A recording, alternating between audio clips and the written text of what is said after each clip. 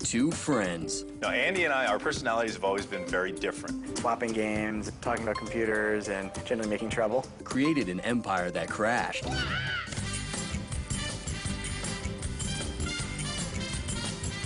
No one had ever done a platform action game in 3D. Some of the most senior people from Sony Japan want to talk about some reservations about the character. Very, very scary meeting. They shocked their fans when they left it all behind. It was a really funny corporate culture. No one there knew a thing about games. And opened a whole other world to a new generation of gamers. We decided it would be more fun to start afresh and design a whole new franchise for the PlayStation 2. And no problem. We set out to create a world with a very lush, realistic environment. This is the story behind the incredible success of Naughty Dog.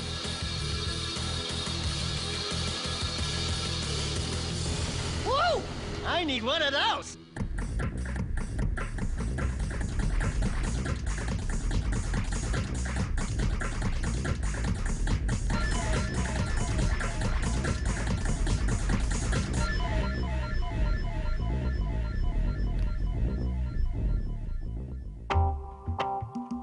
Jason Rubin grows up in Washington, D.C. as a pirate with a love for games. I saw my first video game when I was about 7 years old. It was Pong. Just kind of fell in love with it. And at about 13 years old, I finally got my first computer. Just kind of took to it naturally. Started playing games on the computer, buying games on the computer, slowly hacking other people's games, trading games, buying half. Whenever I didn't have money, I would pirate. I was a bad pirate. Slowly but surely got better at hacking. Then I started putting my name on the front of it. Then after putting my name on the front of it, I started changing the games. After changing the games, I started to write my own games. Jason hooks up with schoolmate Andy Gavin, a fellow gamer in 1982. Jason and I met in Hebrew school class in when we were 12, swapping games and talking about computers and generally making trouble. The two of us had very little interest in what was being taught, so we would sit in the back of class and we would talk about video games. Next to gaming, getting into trouble becomes Jason's forte. He knew how to make every situation interesting. We caused a lot of trouble, particularly Jason did. Oh, I was a terror. I was an absolute terror, and I had absolutely no interest in being in class on a Sunday when all my friends were out playing. I remember distinctly the time he was causing some trouble and he got locked in the closet. Because I was misbehaving, and I crawled up from the closet into the ceiling, over the ceiling panels, opened one of the ceiling panels and started spitting down on my bald professor's head. And he fell through the ceiling tiles and right into the classroom, and then the whole class chased him out of there. Yeah, I was an absolute terror, a nightmare. By the ripe old age of 12, the friends are already plotting out their future. All of us had Apple IIs, so we would sit around and we would kind of talk about the latest games that had come out, latest programming things we had done. The talk was very basic, but it was very useful, and it taught us a lot.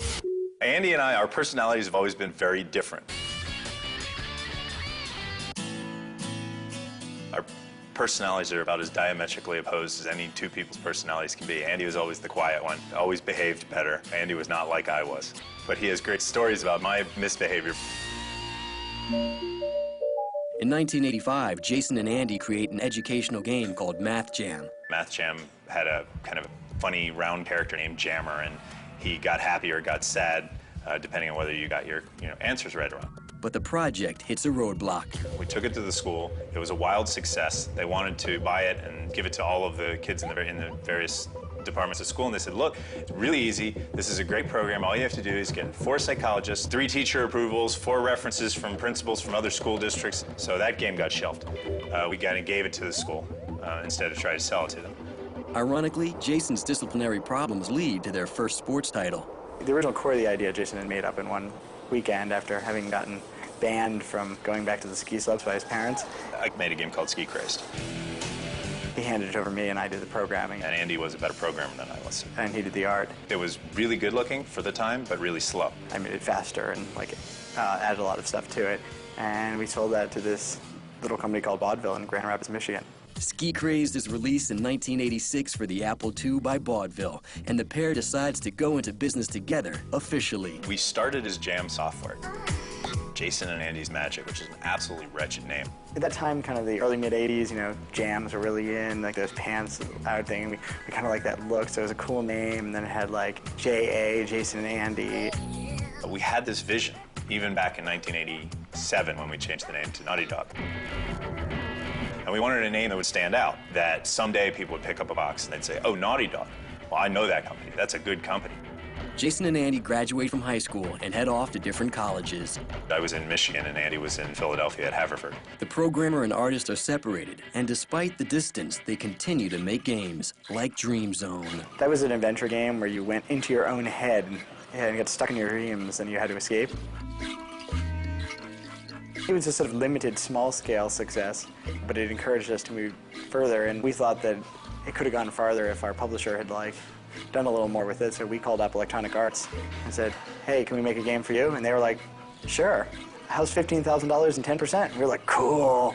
And so that's how Keith the Thief got started. Andy and Jason sign with EA, and in 1989, Keith the Thief is released, followed by Rings of Power 2 years later for the Sega Genesis. At least 2 of our games we did while we were at college. After that, I moved out to Newport Beach to learn to surf, left the gaming industry for a year, started in the special effects industry. Andy went to MIT to get a degree in artificial intelligence, computer science.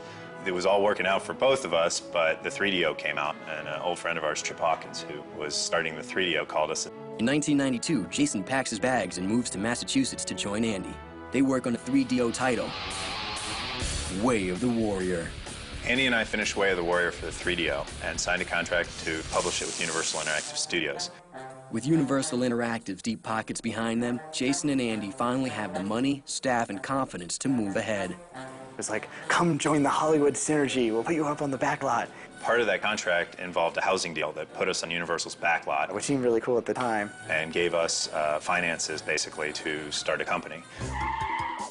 By 1994, Jason and Andy decide to make the move out west, but they will soon crash.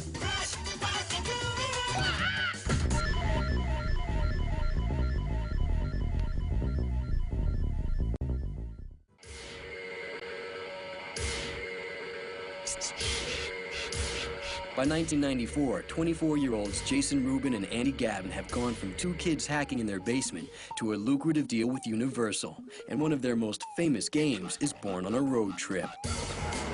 On our way across country from Boston to Los Angeles, I think it was Iowa, that we decided that we wanted to make a character action game. And by the time we left Iowa, we had decided that we wanted to do it in fully 3D. What we did is we said, how do you move a 2D game into 3D? What would it be like if you put Sonic the Hedgehog in 3D? And what we realized was that the simplest conceptual way to do this was to take a 2D world that was flat to you and simply rotate it like this, so that the gameplay happened without movement to the left and right, but rather in and out. This concept we called Sonic's ass. You'd have a game where you're always watching Sonic's ass. Yeah, because the camera would be behind him. So we jokingly called it the Sonic's ass game. Jason and Andy strive for a different look, great graphics, and a true 3D environment. Let's kind of take a Warner Brothers style cartoon and put it in 3D. We came up with the idea of putting the camera on a kind of dolly, like they do in a lot of movie scenes. Therefore, you kind of knew where the camera was going to be and had a decent vantage point on the action. The advantage to our method was, by turning the camera 90 degrees and keeping the character restricted, we could draw a lot more polygons. And the look, the density of the foliage, the amount of detail in it, gave it a competitive edge. Jason and Andy received the okay from Mark Cerny, president of Universal Interactive. Well, one of the big challenges of console development is that when it's shipped. You cannot send a patch for a PlayStation game. So all the polish that we want to get in there has to be done at Gold Master time. But Andy and Jason's relationship with Universal has some glitches. We kind of knew we wanted to do an animal character. We dealt with a marketing department at Universal that had some very interesting ideas about where they wanted the character to go. Some of the names that they stuck on and actually printed up materials: Wezzles the Wombat, Willie the Wombat, Wuzzy. I can tell you, any gamer in the United States that picked up a box with Wuzzy the Wombat and the corresponding goofy attitude character that would have come from that, it would have been an absolute disaster. But the pair has different ideas for their character. We went through books of different animals and stuff, and we came across the Bandicoot, and he was cute and he had a cool name. So Crash the Bandicoot is born. And the game is a truly ambitious undertaking. At the time, no one had ever done a platform action game in 3D and had never done a game with a true free roaming camera. The only kind of games that were 3D were simulator games and Virtual Fighter, and all those had constrained cameras.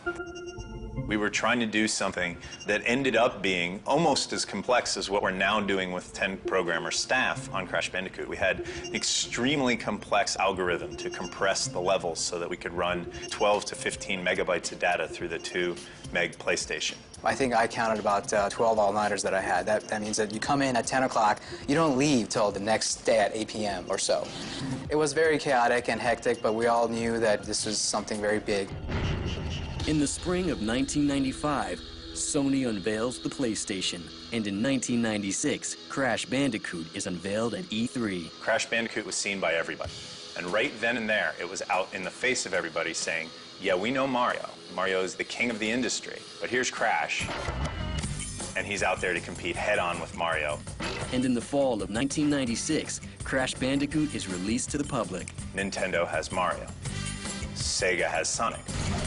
We're going to make the mascot for Sony. Now, Sony never needed, never wanted, and never created a mascot for the PlayStation. But it was the defining character action game for the PlayStation.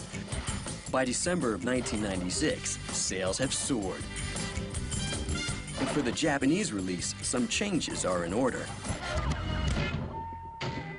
When we signed our publishing deal with Sony Computer Entertainment, Sony said, this game is not just an American game. This game has to do well all over the world. And to be honest with you guys, Japan has some reservations about the character Crash Bandicoot. Some of the most senior people from Sony Japan are coming to America, and they want to talk to you about the character because the character was designed by Americans for the West. It was not designed in any way with Japan in mind. Very, very scary meeting. So back to the drawing board it is to give Crash a little makeover. So we took a break for 15 minutes, and I went to one of our artists, Charlotte France, and I said, Charlotte, close his mouth. Get him a smile, but get rid of all teeth. And Charlotte worked frantically for 15 minutes, got rid of it. We printed out that image. I walked in, and they said, that's Crash Bandicoot. They worked their entire marketing plan around creating an image for Japan that worked. With tweaks to Crash's appearance in place, in December 1996, Crash is released in Japan. Crash Bandicoot becomes the first U.S. title to sell over 1 million units, and Crash Mania hits Japan, even inspiring a dance. Shak, shak, shak. Shake, shake, shake. Go, go dance. Ah, 半回転. This sort of weird characteristic dance, which was actually kind of made up by the Japanese marketing department for their commercials and stuff. And it was just so goofy that it kind of worked.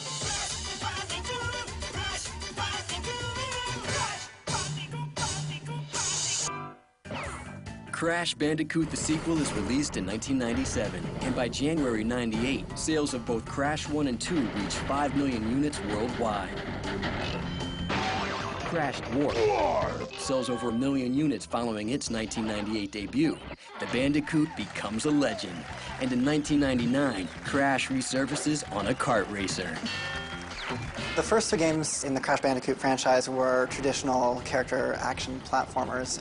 We wanted to expand our horizons and do something a little bit different, fully 3D rather than a linear path, and we were really excited about trying to bring the excitement of a kart racer to the PlayStation. Crash Team Racing sells 1 million units. By 1999, the Crash franchise has generated more than $300 million. Not bad for a couple of kids from DC. Naughty Dog is eager to streamline their operations. The beginning of Universal's relationship with Naughty Dog was Universal is a powerhouse in Hollywood. That was the spirit with which we joined Universal. Management began to change at Universal, and they ended up in this odd middleman position where they had sold the rights of publishing to Sony, and Sony was doing the publishing, and we were doing the developing, and they were kind of there in the middle. With the exception of Mark, no one there knew a thing about games. As we kept moving forward, we realized, Mark realized as well, that the best way to create games was to do the production at Naughty Dog and the publishing at Sony, and that Universal was not adding to the mix. So we just kind of outgrew them. Naughty Dog severs ties with Universal and Crash, the little guy that helped launch them. I thank my lucky stars that we made the decision, hard as it was, to walk away from an absolute superstar and start something new. But for Naughty Dog, that something new they're about to introduce will take them even further.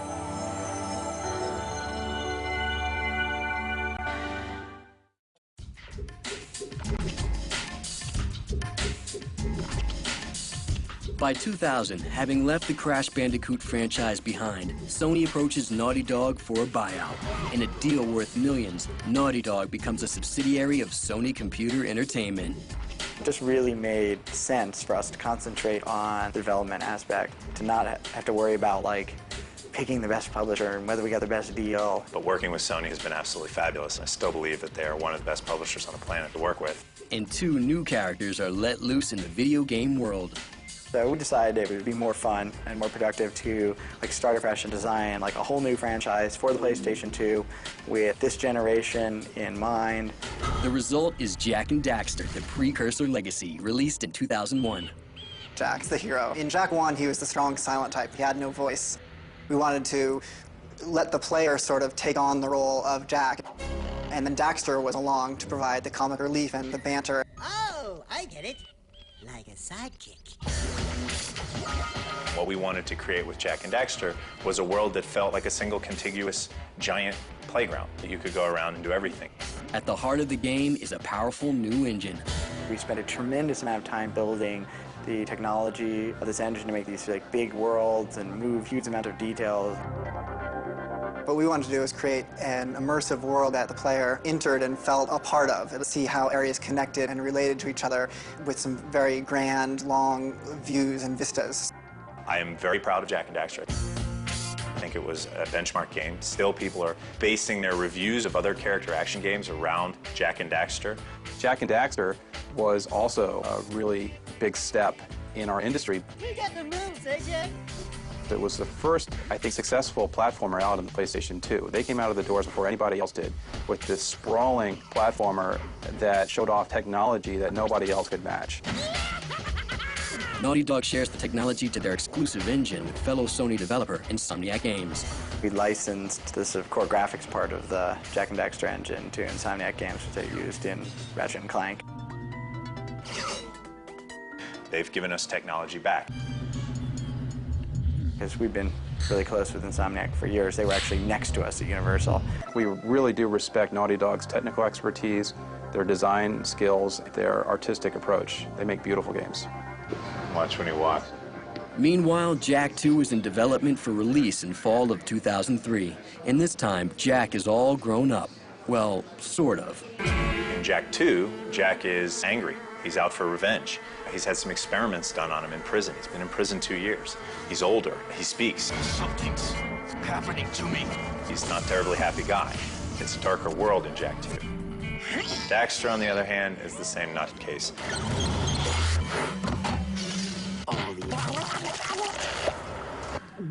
Why don't I like the sound of that? This version's gonna be rated teen. You're gonna be carrying big guns. Jak's not this innocent little boy anymore. He's upset, he's angry. Jak 2 is a huge undertaking, with more levels, more weapons, and more characters. Jak 2 is the most unbelievably enormous game. We revamped the engine that we used in Jak and Daxter. In fact, we're calling it the Naughty Dog Engine 2.0. We added all kinds of new effects to our engine, the ability to do distortions and glows, just making the game look so much more rich and realistic. The amount of stuff in the game. Every mission is different, and you can do a lot in multiple ways, and Jak has really powered up. I am more excited about Jak 2 than I've been about a game in a long time, since Crash 1. I think Jak 2 does things for the industry and does things for character action games that haven't been done before. The success of Crash Bandicoot and Jak and Daxter franchises has elevated the duo to celebrity status in the game world and beyond. I ended up Cosmo's Bachelor of the Month. Yuck. And I got calls or emails from every one of my friends in high school, all of my friends in college, fraternity brothers. Anybody that knew me somehow saw this Cosmo article. 2,500 emails, a few proposals for marriage, a lot of nude photos, and I got spotted a few times right after that in clubs. We jokingly, call this Jason's trying to be shallow phase. People would come up and go, I know, you're the Bachelor of the Month. Oh my God. And for the unlikely team of the troublemaker and the quiet one, their friendship has never been stronger. Despite their differences, or perhaps because of them, Naughty Dog has built a solid reputation in the game industry. Andy and Jason were kind of the band of brothers, the best friends that are, trying to make it in the gaming world, and they finally made it. Now their team size went from 2 to 3 people to 30 to 40 people. Working with Andy has been an absolute pleasure, and I really don't believe I could have achieved what Naughty Dog's achieved without him. Andy's a programmer, I'm an artist. We have different ways of looking at the world. I look at things visually and how they impact people. Andy looks at the underlying things that are going on behind it when he's creating it. It's like a brother relationship. You take a certain amount for granted, but you have all this common experience and you can totally trust the person.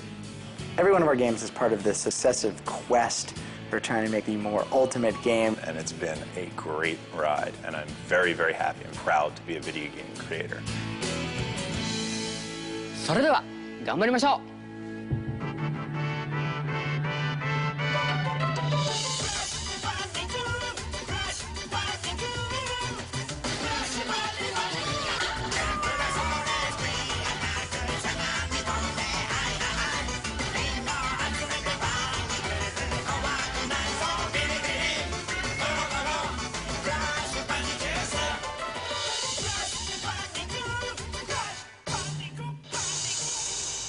That's what I call blowing someone's mind.